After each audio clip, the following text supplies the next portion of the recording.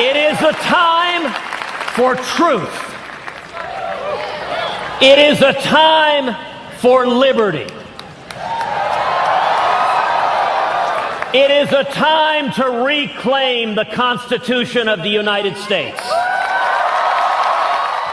Alongside Miranda Kahn, J.D. Hayworth, back with you on America's Forum. John Zogby was right about one thing. Ted Cruz dominates the news cycle as he made the first official announcement. He's running for president. Right. He does know how to command attention and dominate that stage. The Republican from Texas has been compared even to Ronald Reagan. But is there another president he more closely resembles? Craig Shirley is the president of Shirley and Bannister Public Affairs. He is also the author of the book, Reagan's Revolution, the untold story of the campaign that started it all. It is great to have you back with us, Craig. We very much appreciate it. And one of the editors at the Daily Caller says that Ted Cruz is actually more like Barack Obama than Ronald Reagan. Do you see that? I'm hard-pressed to see that. I suppose that in a very kind of superficial level, you know, he's only been in the Senate for 2 years. He's Yale and Princeton. He's an ethnic minority. But beyond that, in terms of his outlook of government, his outlook of his personal character, his belief in the rule of law, all those other things combined, he's very much unlike Barack Obama. What about President Ronald Reagan? You were very familiar with that man. Yeah, I see potential there. Is that, you know, the interesting thing about the 2016 field, Miranda, is that it is what you would call a target-rich environment. There are actually very many good men and one woman running for the nomination, and it's probably the most impressive field since 1980, when Ronald Reagan won the nomination and then won the presidency. So I see elements of Reagan in Scott Walker. I see elements of Reagan and Rand Paul. I see elements of Ronald Reagan and Ted Cruz and Bobby Jindal as well. All of them. One thing is for sure, they are all, except for one, Jeb Bush, of course, but they're all ascribing to the Reagan mantle. Nobody's ascribing to, you know, the Nixon mantle or the Bush mantle or any other mantle. But the notion that, like Reagan, a guy like Ted Cruz has to somehow move past the party's establishment. How tough will that be with the presence of Jeb Bush in the race? Oh, I think it's going to be very tough because you have, you know, let's assume, JD, is that the Republican Party today is probably 2/3 conservative Tea Party populist reform wing, 1/3 establishment. You've got basically 10 or 15 people competing for that 70% and one candidate competing for that 30%. It is conceivable that Jeb Bush could go through the primaries and never win an outright majority of any of the primary contests and still end up winning the nomination by getting only 30% of the primary vote, which would give him a first ballot nomination at the convention. So it's going to be very difficult. There's going to have to be a winnowing process, and it's probably going to have to take place before the end of this year is out, and get it down to a more manageable size of conservatives who can effectively mount, and then down to a one-on-one contest, somebody who can actually wrest the nomination from the establishment. You know, something Senator Cruz has been praised for and criticized for is being kind of a man of conviction. Now, Ronald Reagan was able to strike deals with his political opponents on significant issues. Would Senator Cruz, in your opinion, be able to do the same thing if he were elected? Well, Miranda, you know, that's as far as Ronald Reagan goes and striking deals, it's a little bit more nuanced, a little bit more complex. You know, he never said, you know, he never used the phrase "big tent," or he never said my 80% friend is not my 20% enemy. I've been pushing back against that mythology for a number of years now. He would say is that he would go into a deal and he'd be happy to get 80% and then go back and get the other 20% later.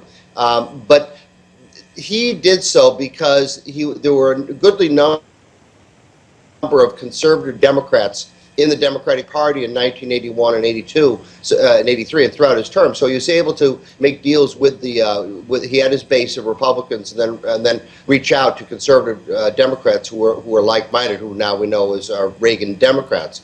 I'm not so sure that the dynamics exist today for Ted Cruz to he might just have to, make a majority out of the Republican Party itself. Well, Craig, Shirley, on that note, we're going to step aside. We ask you to stay with us. A whole lot more reaction to Ted Cruz and more interpretation of that reaction from Craig Shirley straight ahead here on America's Forum right after this.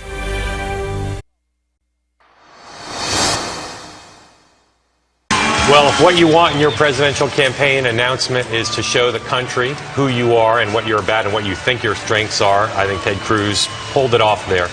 Less a conventional announcement speech, more like a megachurch sermon in terms of its staging and its cadences. Political analyst Mark Halperin on Bloomberg TV talking about Senator Ted Cruz and his speech announcing that he's running for president. With Miranda Kahn, let's continue our conversation with Craig Shirley, the president of Shirley and Bannister Public Affairs. Craig, when you hear Mark Halperin, kind of sounds like a backhanded compliment towards Senator Cruz.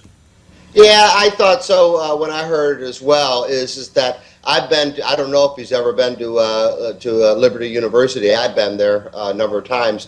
It is a beautiful setting. It is the undergraduates are pleasant and high achievers and clean cut. I thought it was a very smart move for him to announce. I mean, what was he supposed to do? Go and announce before an unfavorable audience, or or go into unfavorable territory. I don't understand the analogy being, somewhat like a Baptist revival meeting or something like that. I thought that was a little bit silly. I wanted to go back just real quick to Miranda's. I thought it was a terrific point about Reagan making deals.